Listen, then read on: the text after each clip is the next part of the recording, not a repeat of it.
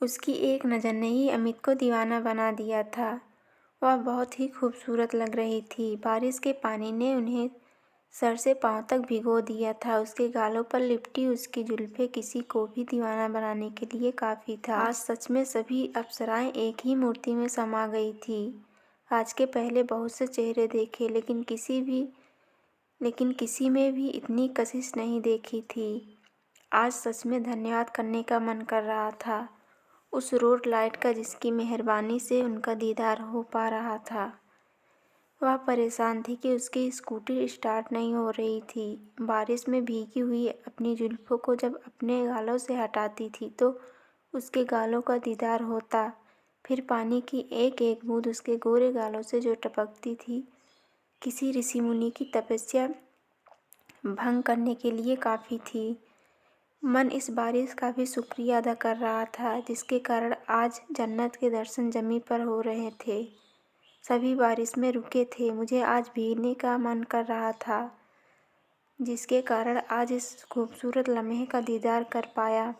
कहते हैं ना कि कभी अपने मन का भी कर लेना चाहिए। मैंने कहा, मैं कुछ हेल्प करूं? उसने पलटकर देखा। उसे इस बात का ख्याल ही नहीं था कि उसके इस कमाल के हुस्न का दीदार कोई बहुत देर से कर रहा है।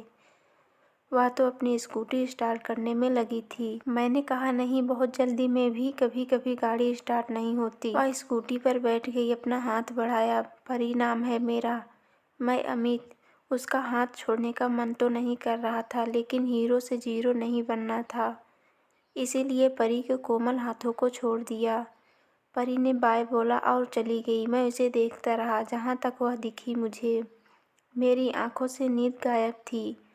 बस यही सोच रहा था कि इस परी से ऐसे क्या फिर मिलूँगा, कभी दोबारा दीदार होंगे या नहीं। उस खूबसूरत गुलाबी चेहरे के उन मुलायम हाथों का स्पर्श कभी होगा। एक मैरिज पार्टी में सभी अपने मस्ती में थे। कुछ बच्चे डीजे की धुन पर नाच रहे थे, कुछ औरतें आपस में हंसी के ठहाके लगा रही थी। मैं अपने दोस्त का इंतज़ार कर रहा था, जिसके भाई के मैरिज पार्टी में आया था। वहाँ किसी को नहीं जानता था, इसलिए वहाँ बोरिंग पार्टी लग रही थी। अमित बहुत देर के बाद होटल से बाहर चला आया। पार्किंग के पास आकर उसने अपने दोस्त रवि को दोबारा फ़ोन किया। अमित ने कहा, यार 5 मिनट बोला था और अभी आधे घंटे हो गए। रवि, थोड़ा देर रुक, अभी आता हूँ।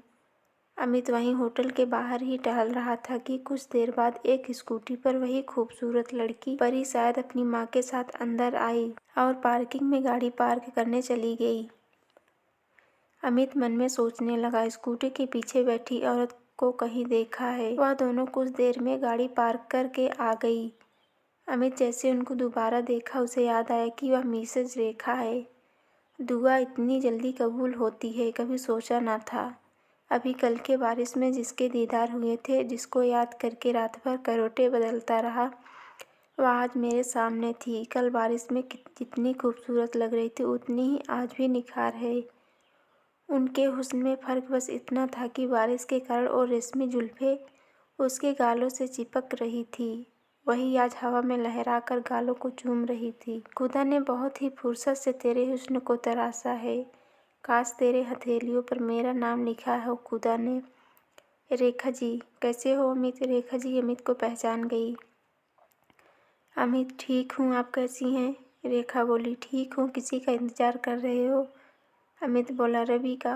रेखा जी, अच्छा ठीक है, अभी हो ना हो अमित जी। रेखा जी ऐसे बात कर रही थी जैसे उसको बरसों से जानती हो। परी बोली, और अमित? अमित बोला, ठीक हूँ। रेखा बोली, कैसे जानती हो तुम अमित को? परी बोली, बताया तो था, कल रात बारिश में स्कूटी स्टार्ट नहीं हो रही थी तो अमित ने मेरी स्कूटी स्टार्ट। रेखा बोली, तो अमित था रवि का दोस्त है। रवि के बर्थडे पार्टी में मुलाकात हुई थी, बहुत अच्छा लड़का है, मुझे घर तक छोड़ा था उस दिन। परी बोली, क्या याददाश्त है आपकी। 6 महीने पहले जिससे मिली थी वह याद है, और वहाँ मिसेज और उनकी दोनों बेटियों से उनकी मुलाकात हुई। बात करते करते दोनों होटल के अंदर पहुंच गईं। इधर रवि भी 15 मिनट में होटल आ गया, अपने बड़े भाई और भाभी न्यू कपल के साथ। रवि और भाई अमित, ये है हमारी भाभी, कैसी हैं? रवि बहुत खुश था अपनी नई नवेली भाभी के साथ। अमित बहुत खूबसूरत है। रवि बोला, अंग्रेजी में बोल, हिंदी नहीं समझती हमारी भाभी। क्यों भाभी? रवि ने भाभी की तरफ नहीं देखा। जानता था भाभी उसे घूर रही होगी। भाभी अंग्रेजी में पीएचडी की थी। अमित बोली, वेरी ब्यूटीफुल। हिंदी सिखा देना भाई, क्योंकि मेरी अंग्रेजी बहुत अच्छी नहीं है। हंसी के ठहाकों के साथ आगे बढ़ गए। बहुत खुश थे। रवि ने भी अपने बाकी मित्रों से अमित का परिचय कराया। पार्टी को सब एंजॉय कर रहे थे। अमित फ़ोन पर किसी से बात कर रहा था। उसे लगा कोई उसके पीछे खड़ा है। अमित ने फ़ोन काट दिया। अमित की निगाहें परी को एकटक देखे जा रही थी। परी बोली, अमित। अमित भूत की तरह खड़ा था। परी ने दोबारा पुकारा। अमित फिर भी एकटक उसे देखे जा रहा था, जैसे उसके कानों तक परी की आवाज़ जा ही नहीं रही थी। 3-4 आवाज़ देने के बाद भी जब वह ऐसे ही भूत बना रहा, तो इस बार परी ने उसका हाथ पकड़कर पूरा झकझोर दिया। परी बोली, अमित कहाँ खोए हो? अमित बोला, कहीं नहीं। परी 4-5 बार अमित अमित बुला चुकी, तुम सामने खड़े हो, कुछ बोल ही नहीं रहे हो, कहाँ खोए हो?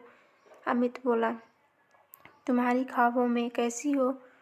परी बोली, आई एम फाइन। अमित बोला, स्कूटी बीच में बंद तो नहीं हुई थी? परी बोली, नहीं, कल के लिए थैंक्स। मैं आधे घंटे से स्टार्ट कर रही थी, वह स्टार्ट ही नहीं हो रही थी। अमित, एक बात कहूँ? परी की फ्रेंडली बातों से अमित की हिम्मत बढ़ रही थी। परी बोली, बोलो अमित। अमित बोला, तुम बहुत खूबसूरत लग रही हो। परी मुस्कुराते हुए बोली, थैंक यू। अमित बोला, मैंने सोचा नहीं था कि तुम ऐसे मिल जाओगी, फिर तुम ऐसे आकर मुझसे बात करोगी। जब तुम सामने आकर खड़ी हुई तो मैंने सोचा यह मेरी कल्पना है। मैं तुमको देखे जा रहा था। परी अपनी तारीफ सुनकर मन ही मन बहुत खुश थी। परी बोली, और कल मैंने नोटिस किया, कल भी तुम बहुत ध्यान से देख रहे थे। मेरी मदद के लिए रुके थे या फिर? अमित बोला, मदद के लिए ही रुका था, लेकिन तुम्हारे हुस्न का दीदार करने से अपने को रोक नहीं सका। बारिश में तुम बहुत हसीन लग रही थी। परी बोली, मैं बारिश में परेशान थी, आधे घंटे से भीग रही थी और तुम वहाँ मज़े ले रहे थे। झूठा गुस्सा दिखाते हुए परी वहाँ से चली गई। अमित बोला, गलत ना समझो, तुम्हारा ध्यान मुझ पर था ही नहीं। तुमको देखने के बाद कोई भी तुमको देखता ही रह जाता। फिर तुम क्या चीज़ हो? अमित बोला, सारी कायनात में तुम जैसा शायद ही कोई होगा। परी बोली, ज़्यादा नहीं हो रहा है? अमित, नहीं, अब दोनों दोस्त बन चुके थे, अब डर नहीं था किसी बात का। अमित रात भर तुमको ही याद करता रहा। दोनों अपनी बातों में इतने खो गए थे कि उनको किसी का भी ध्यान ही नहीं था। परी ने भी अमित को एक बार में ही दिल दे दिया था। रेखा जी का फ़ोन आया तो परी चली गई। जाने से पहले दोनों ने एक दूसरे को फ़ोन नंबर ले लिए। एक और मिलने का वादा भी किया। रेखा की नज़रों से अमित बचकर परी को देखता रहा। पार्टी समाप्ति की ओर थी। लोग एक दूसरे से मिलने के बाद जाने लगे थे। अब अमित भी जाने को सोच रहा था कि पीछे से आवाज़ आई। अमित ने पीछे मुड़कर देखा तो रेखा जी अपनी परी के साथ थी। रेखा जी, अमित खाना खा लिए? अमित बोला, जी। रेखा, पूरी पार्टी ख़त्म हो गई, तुम मिले ही नहीं। मैंने तुमको कितना ढूंढा, लेकिन तुम नहीं दिखे कहीं। अमित बोला, मैं भी मिलना चाहता था, लेकिन इतने लोगों में आप नहीं दिखी। वह झूठ बोल रहा था, वह तो परी के साथ ही था। रेखा जी बोली, कभी घर पर आओ। अमित बोला, आऊँगा ज़रूर। रेखा जी, कल संडे है, कल आओ, मैं कल तुम्हारा इंतज़ार करूँगी। रेखा जी ने अपना नंबर दिया और उसका भी नंबर ले लिया। अमित और परी के चेहरे पर एक अलग ही मुस्कान थी। अमित सोच रहा था कि ये खबर कहीं रेखा जी को ना लग जाए, मगर होना क्या था, रेखा को तो पहले से ही अमित पसंद था। उसे अपने दामाद के रूप में पाकर आज वो भी बहुत खुश थी। तो दोस्तों, ये कहानी आप लोग को कैसा लगा कमेंट में बताएं और वीडियो को लाइक शेयर, चैनल को सब्सक्राइब करना